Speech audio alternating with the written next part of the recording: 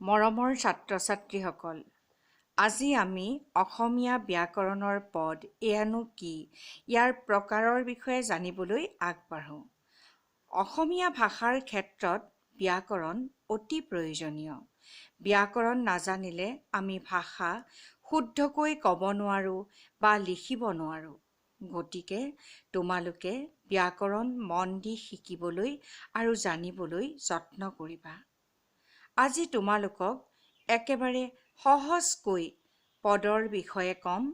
তোমালোকে মন দি শুনিবা আৰু বহীত লিখি ল'বা। পদ কাক বোলে?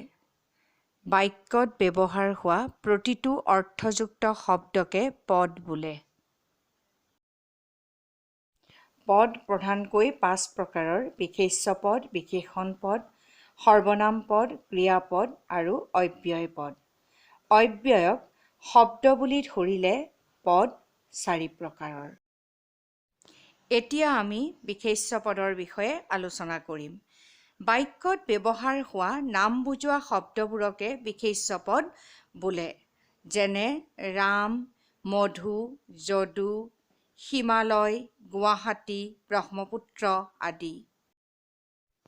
বিশেষ্য পদক আকৌ 5টা ভাগত ভাগ কৰা হৈছে: জাতিবাচক বিশেষ্য, নামবাচক বিশেষ্য, বস্তুবাচক বিশেষ্য, গুণবাচক বিশেষ্য আৰু ক্ৰিয়াবাচক বিশেষ্য।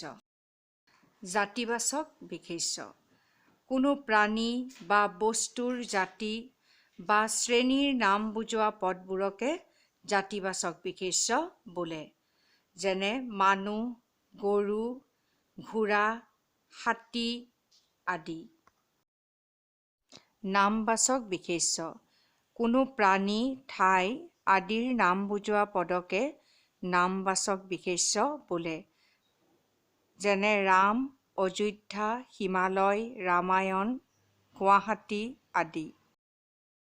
বস্তুবাচক বিশেষ্য: কোনো বস্তুৰ নাম বুজোৱা বিশেষ্য পদবোৰকে বস্তুবাচক বিশেষ্য বোলে, যেনে সোণ, ৰূপ, কিতাপ, আম, কঁঠাল আদি।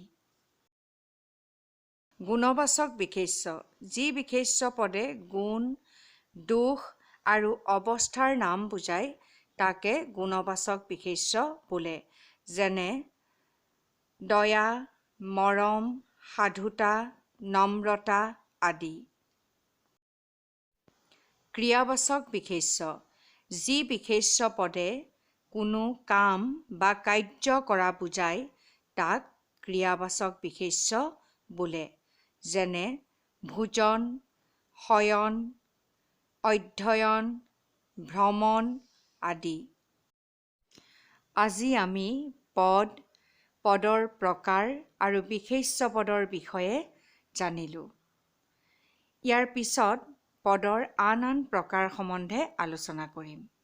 আজিলৈ মই তোমালোকৰ পৰা বিদায় লৈছোঁ। ধন্যবাদ।